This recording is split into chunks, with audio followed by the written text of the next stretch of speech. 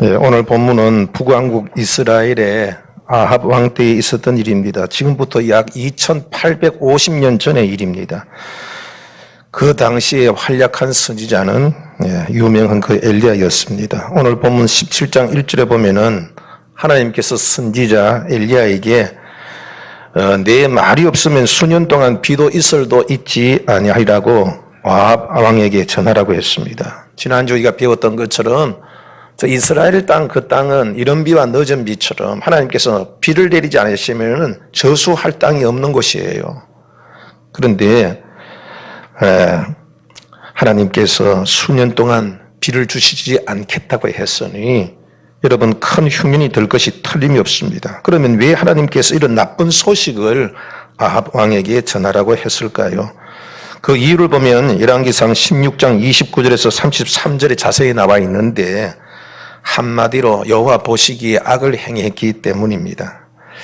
아합 왕은 바알을 섬기는 이방 여인을 아내로 삼았는데 이 아내 이세벨로 인해서 자기 부부는 물론이요 모든 백성까지도 바알을 숭배하는 것을 강요했던 것입니다. 그래서 하나님께서 징계하려 하신 것입니다.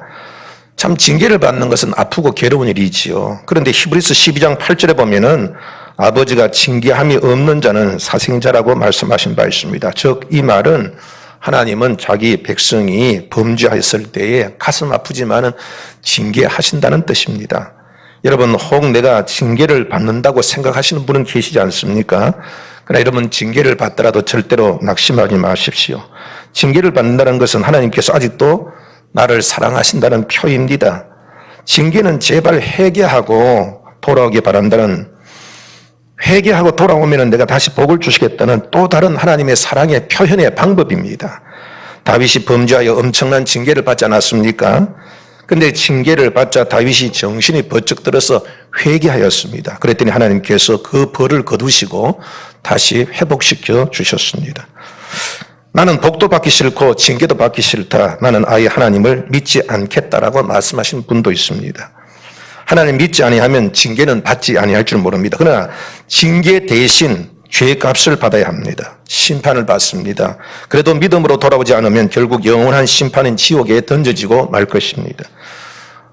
학교 다니면은 숙제를 내주잖아요. 숙제하지 않으면은 야단 맞잖아요. 그래서 선생님한테 야단 맞기 싫고 부모님 야단 맞기 싫다.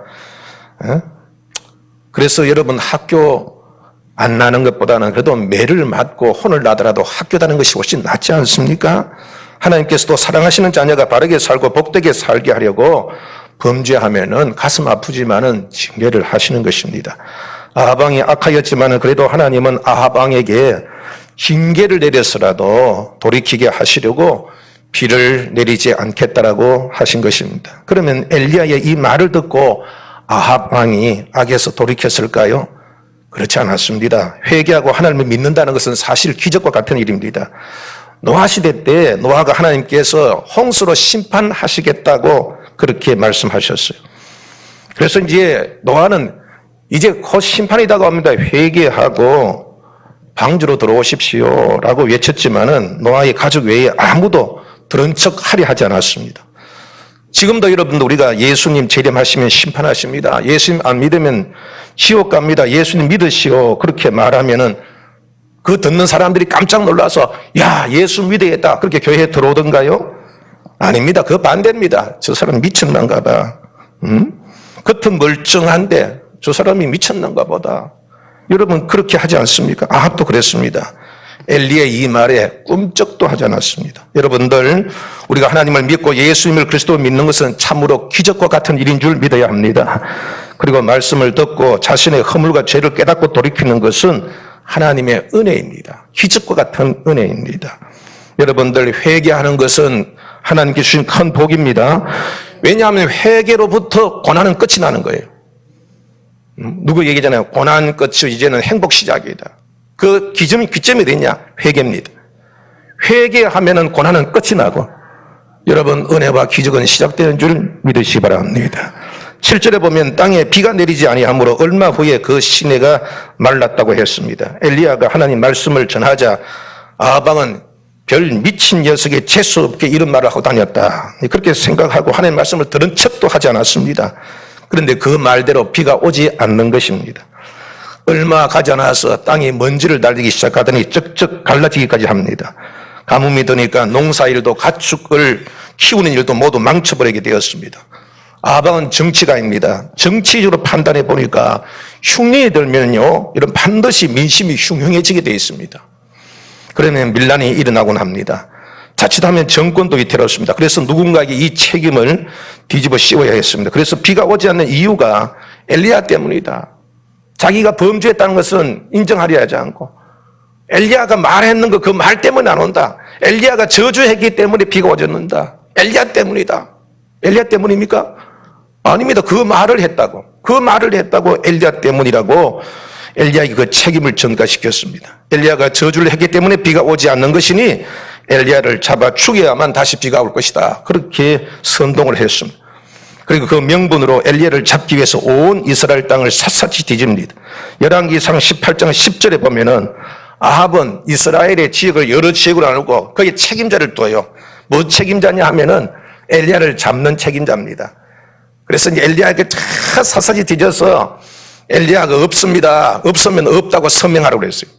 서명했는데 만약 엘리야가 나오면 너는 죽인다고 그랬어요. 그러니까 여러분들 그 관원들의 목숨이 엘리야에게 달릴 정도입니다. 그러니까 여러분들 얼마나 샅샅이 엘리야를 잡으려 했겠습니까? 그래서 하나님께서는 이 엘리야를 안전한 곳에 두기 위해서 요단강에서 갈라져 나온 그릿 시내가에 숨으라고 한 것입니다.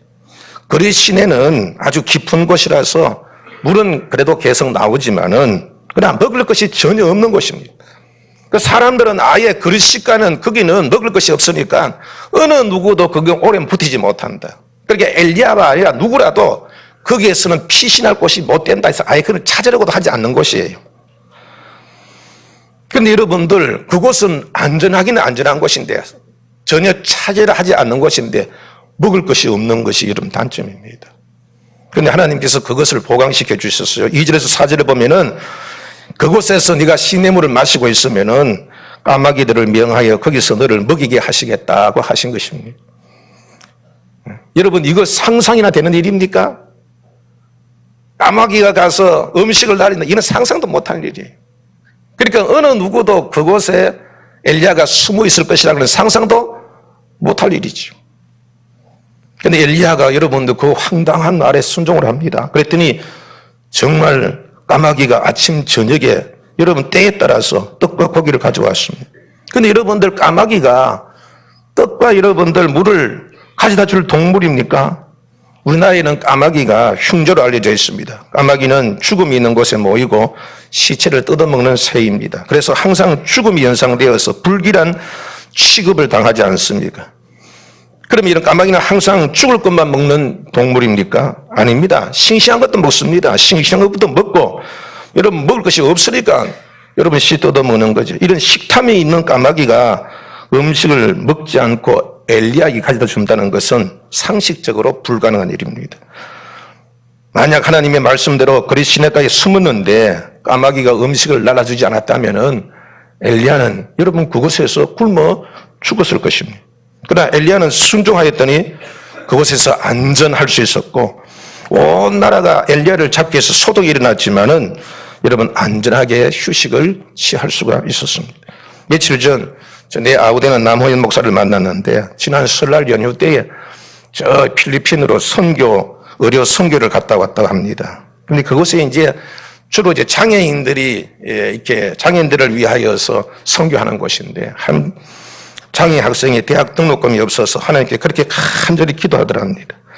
그래서 이제 귀국한 후에 이제 어떤 장로님이 왔는데 그 장로님 일부러 찾아왔었대요. 그냥 뭐 이렇게 아파서 온 게 아니고 우연히 들리게 되었는데 그래서 이제 그 장로님에게 뭐 선교 갔다 온 이야기를 쭉 그렇게 하던 중에 그 학생 이야기를 했더니 그 자리에서 지갑에서 150만 원을 내어놓으면서 그 학생에게 주라고 하더랍니다. 그러면서 그 장로님이 내가 하나님의 올 용무가 사실 없는데 어떻게 발걸음이 이렇게 인도되어져서 하나님께서 이렇게 하신가 보다. 하나님께서 그 학생을 도우시라고 하신 것 같다 하면서 그 장로님들로서 형편이 그리 별로 좋지 않는데 선뜻 그렇게 그 학생을 위해서 그렇게 선교 헌금을 내놓아서 그 즉시 그렇게 송금했다는 얘기를 들었습니다.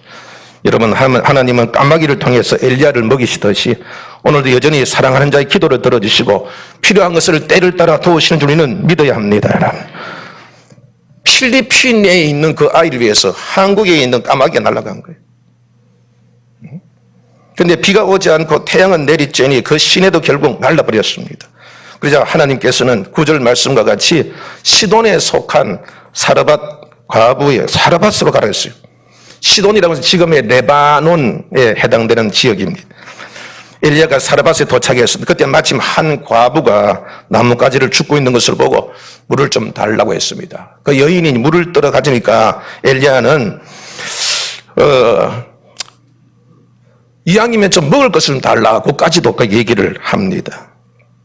그런데 이 엘리야가 이 여인을 보자 바로 과부인 줄 알아챘습니다. 여러분, 어떻게 엘리야는 그냥 모든 사람 보면 다 압니까? 영안이 열려서. 그런 것은 아닙니다. 창세기 38장 19절에 보면은 그가 일어나 떠나가서 그 너울을 벗고 과부의 의복을 도로 입으니라. 이거는 이제 유다의 며느리 다말에 대한 이야기인데 과부의 옷을 입었다라는 말이 있지 않습니까? 그러니까 과부는 과부가 입는 의복이 따로 있었다는 얘기입니다. 그 이유는 과부는 그 시대에 가장 가난한 계층이에요. 그러니까 그냥 두면 보호하지 않으면 여러분 살아날 수 없습니다. 그래서 고아와 가부 같은 경우에는 사회적으로 그걸 돕게 돼 있어요. 그래서 이제 그 추수를 할 때 이삭 떨어지는 건 다 주인의 것이잖아요. 그런데 이제 과부나 고아 같은 경우에는 그걸 주워갈 수 있도록 허용을 한 거예요. 사회적으로. 그를 돕기 위해서. 그런데 아무나 주워가면은 안 되잖아요. 그래서 과부는 과부의 표시를 하겠네요. 그게 바로 과부의 옷입니다. 과부는 과부의 옷을 입음으로 해서 뭐 지금 얘기하면 복지증과 같이, 그러면 장애인증과 같이 그런 의복을 통해서 사회복지 혜택을 받게 한 거지요. 그러니까 그 여인이 과부인 줄 알게 된 거지요. 그런데 이 여인이 엘리야가 물뿐만 아니라 떡을 달라는 소리를 듣고 자기 형편을 얘기합니다. 12절에서 13절을 보면은 그도 흉년이 들어서 이제 더 이상 먹을 것이 이제 남지 않았다는 거야. 이제 딱 한 끼 정도 먹을 게 남았다는 거죠. 그래서 지금 막 가서 이제 나무 몇 가지 주워가지고 남아있는 밀 가지고 떡을 해서 그거 마지막은 먹는데 그 아들하고 그거 먹고 남으면 이제 먹을 게 없으니까 그냥 죽음만을 기다리고 있는 그런 형편이라고 얘기를 하는 겁니다. 그런데 여러분, 이 말을 들은 엘리야는요, 생뚱맞게 이런 얘기합니다. 먼저 나를 위하여 작은 떡을 만들어 가지고 그 외에 남은 것이 있으면 너와 네 아들이 먹어라. 여러분, 그게 말이나 되는 소리입니까? 응? 이제 남아있는 거 아무것도 없어요. 엘리야에게 만들어주면 자기는 먹을 것이 없습니다. 그런데 어떻게 남은 것으로 과부 아들을 위하여 떡을 만들 수 있단 말입니까? 그런데 이렇게 엘리야가 말할 수 있었던 것은 하나님께서 이렇게 말씀하라고 하셨기 때문입니다. 17장 14절에 보면은 이스라엘 하나님 여호와의 말씀이 나 여호와가 비를 지면에 내리는 날까지 그 통의 가루가 떨어지지 아니하고 그 병의 기름이 없어지지 아니하리라고 그렇게 말씀하셨다는 거예요. 그래도 그렇지 여러분, 어떻게 과부와 그 아들이 마지막 남은 것을 여러분 자기가 빼앗다시피 해서 그렇게 먹을 수 있다는 말입니까? 그런데 엘리야는 여러분들 먼저 나에게 먹을 것을 해달라고 주저하지 않습니다. 여러분, 엘리야가 염치가 없는 사람이기 때문에 그렇게 말했을까요? 아닙니다. 엘리야는 그가 숱한 경험을 통해서 하나님의 하신 말씀 반드시 이루어진다는 것을 확신했기 때문입니다. 특히 도저히 상식적으로는 말도 되지 않는 상황이지만은 순종하면은 놀랍게도 기적이 일어난다는 것을 체험으로 알고 있었던 것입니다. 엘리야는 하나님 말씀대로 아합 왕에게 하나님이 앞으로 비와 이슬을 내리지 않을 것이라고 말씀을 전했습니다. 아합은 그 소리를 듣고 엘리야를 죽이려 했습니다. 하나님은 그리 시냇가로 숨으라고 하셨습니다. 그것은 먹을 것이 없는 것인데 까마귀가 음식을 나다다 줄 것이다 라고 말씀하는데 그건 상식적으로 맞지 않는 얘기예요. 그런데 여러분들 순종하였더니 여러분 기적과 같은 일들이 일어났습니다. 날마다 일어났습니다. 까마귀가 때에 따라서 떡과 고기를 날려다 주는 것입니다. 여러분들 상식적으로는 말도 되지 않는 일이지만은 순종하였더니 기적과 같은 일들이 일어났습니다. 하나님이 살아 계시기 때문입니다, 여러분. 여러분, 필리핀에서 한 장애 학생이 간절히 기도했는데 한국의 한 장로님이 여러분 응답하셨습니다.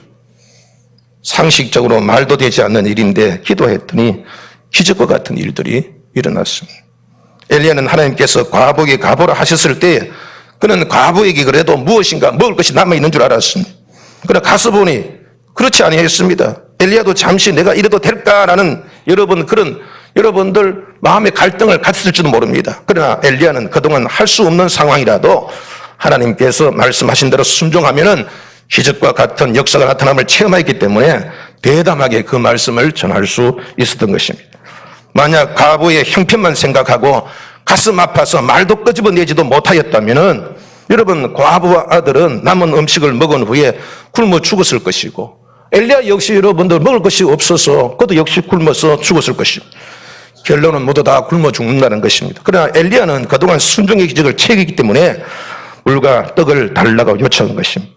그러면 기적이 일어날 것이니 그 후에 과부와 아들도 배부르게 먹으리라고 그렇게 말한 것입니다. 그런데 여러분, 엘리야는 체험이 있으니까 그럴 수 있다고 합시다. 그런데 사라밧 과부의 경우는 다르지 않습니까? 얼마나 황당했겠습니까? 아니 한번 처음 보도 못한 사람이 와서, 낯선 사람이 와서 이제 한 끼밖에 남지 않는 것을 자기를 위해서 달라고 그러니까 얼마나 황당했겠습니까? 그런데 과부가 가만히 생각을 해보니까 먹어도 결국은 죽습니다. 먹어도 죽고 안 먹어도 결국은 죽습니다. 차이는 자기가 먹으면 며칠 더 견딜 뿐입니다. 먹으면 며칠 더 사는 것이고 안 먹으면 며칠 일찍 죽는 것 뿐입니다. 그런데 엘리야의 말을 들어보니까 떡을 만들어 엘리야를 먼저 대접하면은 기적이 나서 죽지 않는다는 얘기가 아닙니까? 과부는 이래저래 죽기 일반이지만은 엘리야의 말대로 하면은 안 죽을 수도 있다라는 그런 소망을 갖게 됩니다. 그래서 한번 순종해보자. 그렇게 결단을 내렸던 것입니다. 여러분들, 과부가 그렇게 결단을 하고 순종했더니 정말 말씀대로 기적이 일어났습니다.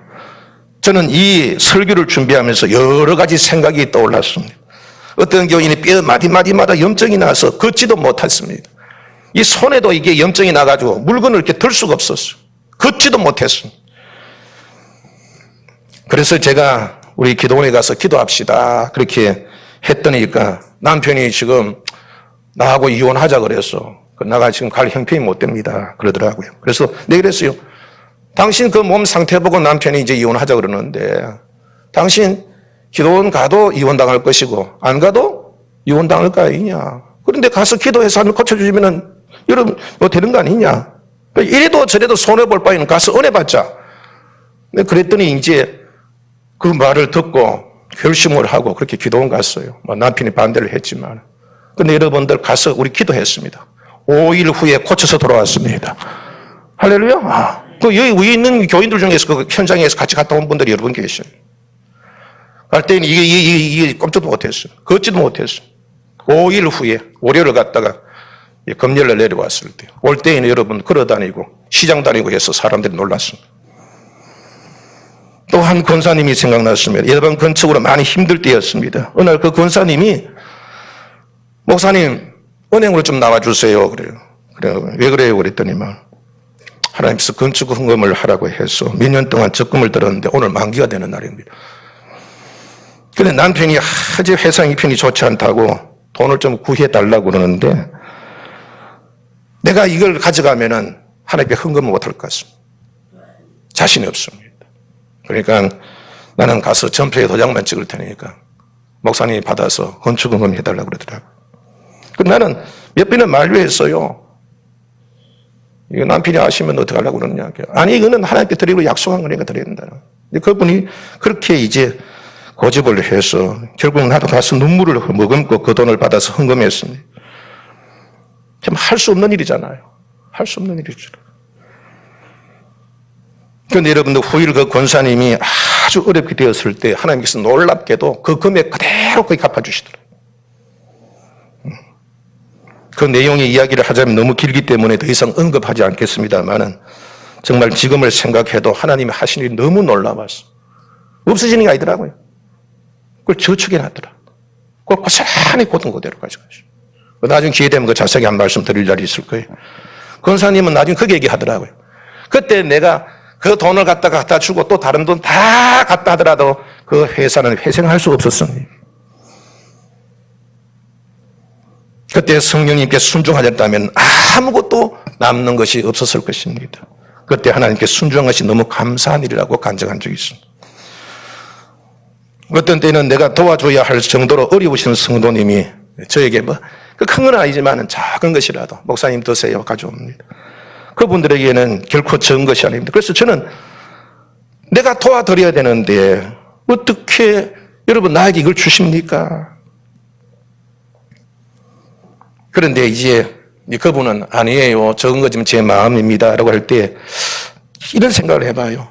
성령님께서 그런 마음을 주셨다면 사라밧 과부처럼 저에게 복을 주시려고 하신 것일지도 모르는데 내가 막는 것은 아닌가 하고 생각이 들어서 감사하게 받고 그분이 마음이 걸려서 새벽마다 그를 위해서 기도합니다.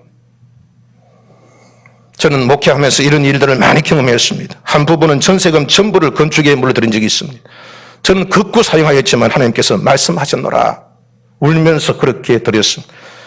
이분들은 모두 할 수 없는 상황에서 순종하신 분들입니다.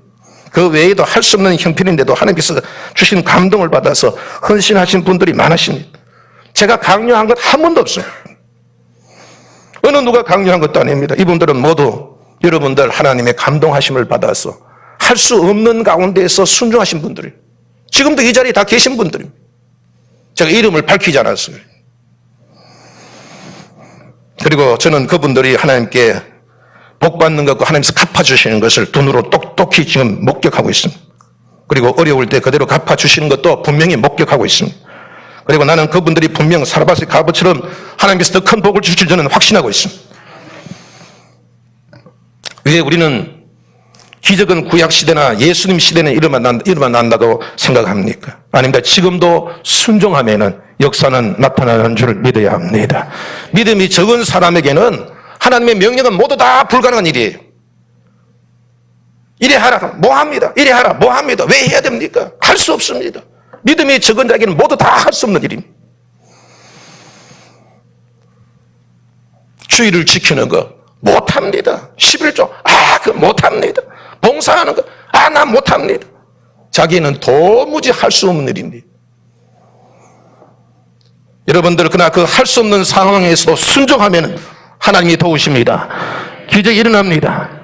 어떤 일이 있어도 주의를 지키는 사람이 있지 않습니까? 어떤 일이 있어도 11조를 드리는 사람이 있지 않습니까? 어떤 일이 있어도 기도하는 분들이 있지 않습니까? 이미 이런 사람들은 할 수 없는 상황에서도 순종하였더니 할 수 있게 하시는 기적을 체험했기 때문에 하는 겁니다. 오후 예배에 참석하지 못하셨던 분들이 새해 들어서 참석하시더니 계속 참석합니다. 못할 줄 알았지요. 그래 했더니 하나님께서 하게 하시더라고요. 이 핑계 저 핑계. 그건 믿음이 적은 것이지 하나님이 무능해서 그런 것이 아니죠. 사랑하는 성도 여러분들, 히브리서 11장 6절에 보면 믿음이 없이는 기쁘시기 못하나니 하나님께 나아가는 자는 반드시 그가 계신 것과 또한 그가 자기를 찾는 자에게 상 주시는 자이심을 믿어야 할지니라.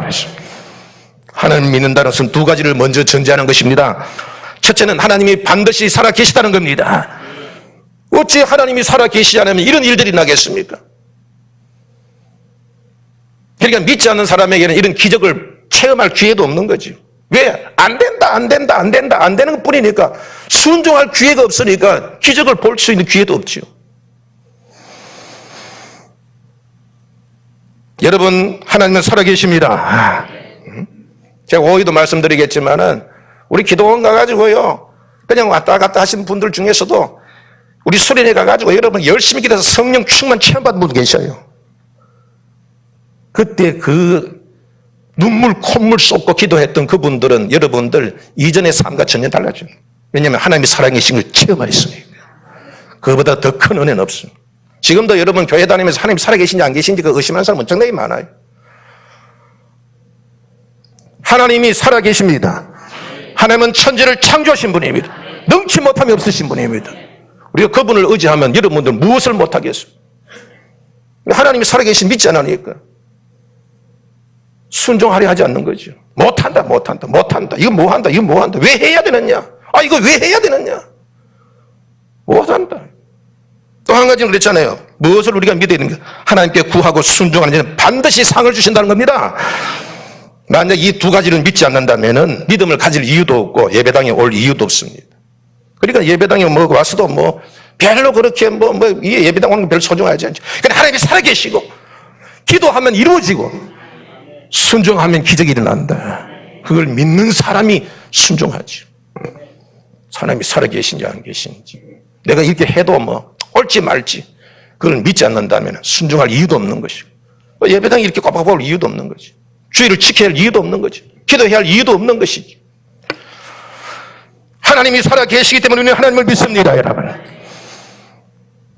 제가 지난주에 말씀드렸던 것처럼 하나님의 말씀은 거짓이 없는 정보입니다. 여러분들 정보만 잘 알아도 우리는 복받잖아요. 그런데 여러분 이 세상의 뉴스는 참과 거짓이 너무 많아요. 주식 정보도 내가 진짜하게 안다면 돈 벌 수 있죠. 그러나 여러분 가짜가 얼마나 많습니다. 취업도 얼마나 가짜가 많습니다. 믿을 게 없어요. 그러나 하나님의 말씀은 정확합니다. 하나님 말씀 안에는 우리를 구원에 이르는 지혜가 있습니다. 교훈과 여러분들 책망과 의로 교육하게 유익한 것이 하나님의 말씀입니다. 여러분. 그 말씀대로 살면 복받지 않을 이유가 없어요.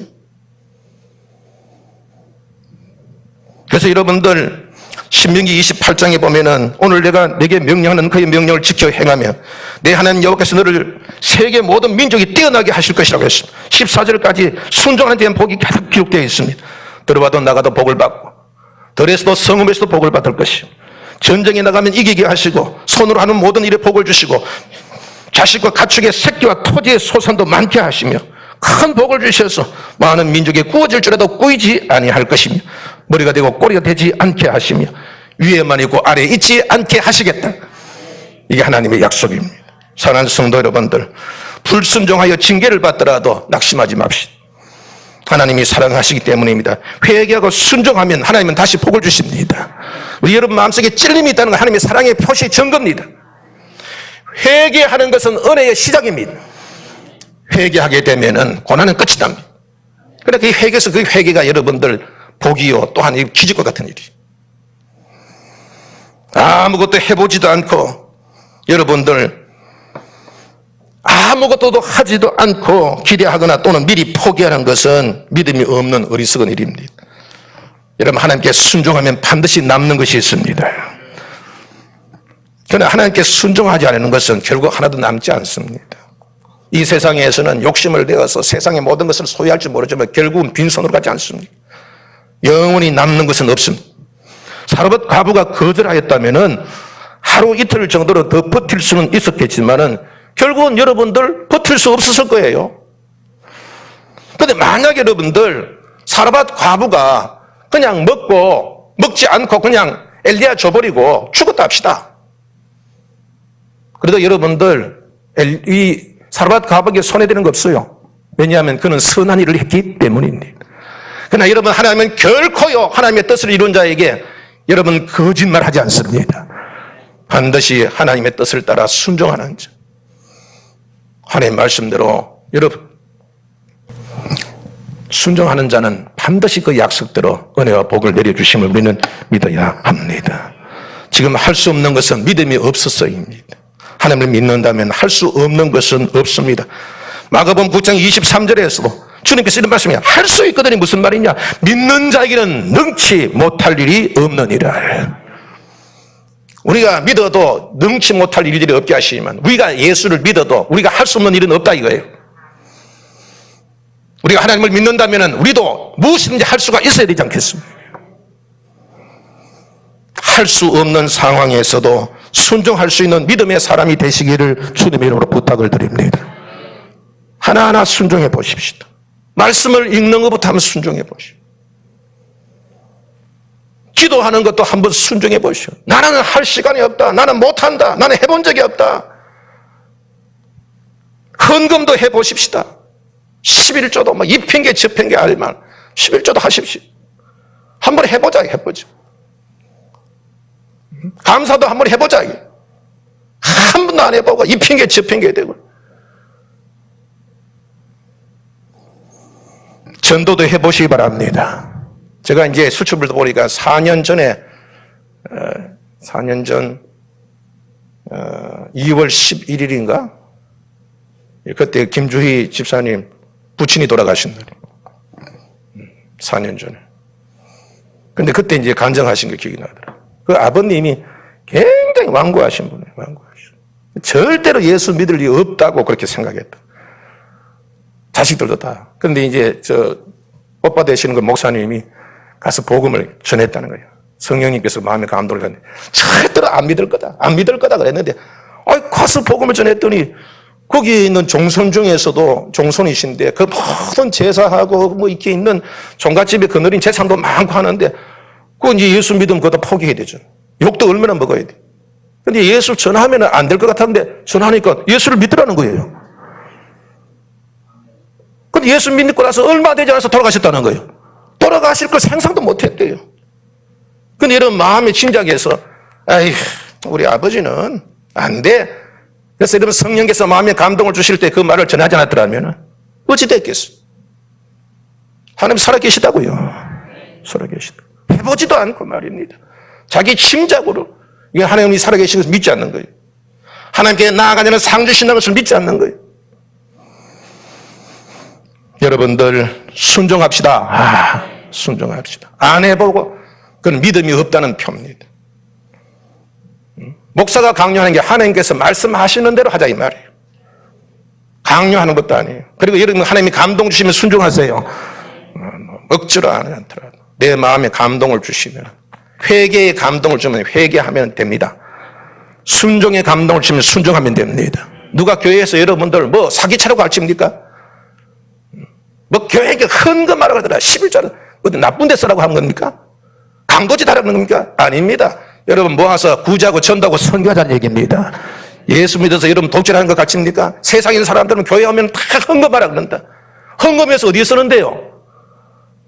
헌금하는데 여러분 다 나쁜 일 합니까? 아닙니다. 여러분 우리 와서 은혜 받고 구제하고 전도하고 선교도 씁니다. 여러분 그게 왜 나쁜 일입니까? 교회 가면 헌금하라 그런다. 헌금해서 이렇게 좋은 데 쓰는 게 뭐 나쁜 일입니까? 내가 먹고 마시고 누리고 노는 것보다 훨씬 낫지요. 화내서 그런 거 아닙니다. 목소리가 좀 높아진 건데 예수 잘 믿자고 그러는 거예요. 또 지금은 그러니까 못한다는 말이 있는 말이 이래도 못하고 저래도 못하고 안 된다는 게 많으니까 안 하면은 안 이루어지는데 기도 안 하면 여러분 하나님 못 만나고 기도 안 하면 응답받지 못하는데 기도해야 하나님 만나고 기도해야 은혜 받는데 성경 읽어야 은혜 받는데 성경 읽을 시간 없다. 성경 못 읽는다. 구제하고 전도하고 선교에 하나님 갚아주시는데 나는 할 게 없다 그러니까 여러분 뭘 은혜 받을 게 있냐 이 말.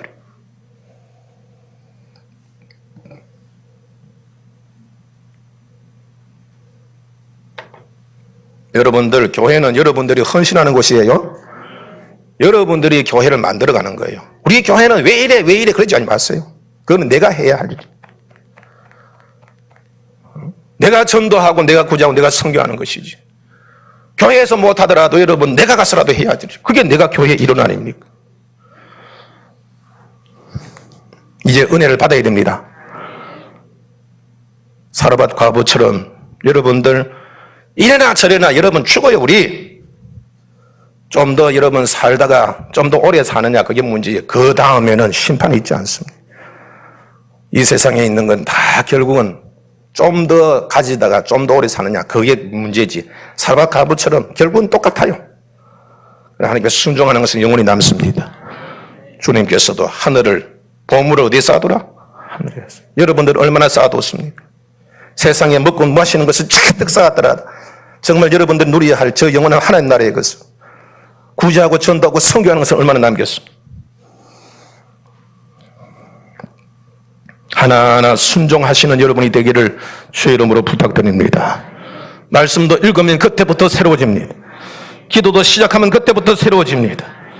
예물을 드림도 헌신도 하나하나 실천하면 그때부터 달라질 것입니다. 받은 은혜가 점점 쌓이게 되기를 주님의 이름으로 축복합니다. 그래서 여러분들 이전에 깨닫지 못했던 우리 여러분들 수련회 가가지고 기도 한 번 안 했던 분들이 일주일 동안 계속 기도했다면 영이 툭 터져가지고 방언하지 않습니까? 병이 고쳐지지 않습니까, 여러분? 그게 여러분들 그 며칠 동안 여러분들 기도하고 은혜 받았더니 여러분 이 세상에 보지 못하고 듣지 못한 것을 얻었어요. 기적을 체험했다니까요. 순종해야 기적도 오는 겁니다. 여러분들 이제는 핑계는 그만두고 회개합시다. 그리고 여러분 실천합시다. 그래서 여러분들 은혜가 쌓이고 기적을 체험하는 그런 하나님 앞에 더 큰 믿음으로 다가설 수 있는 복된 여러분들이 다 되기를 주의 이름으로 축복합니다. 기도하시죠.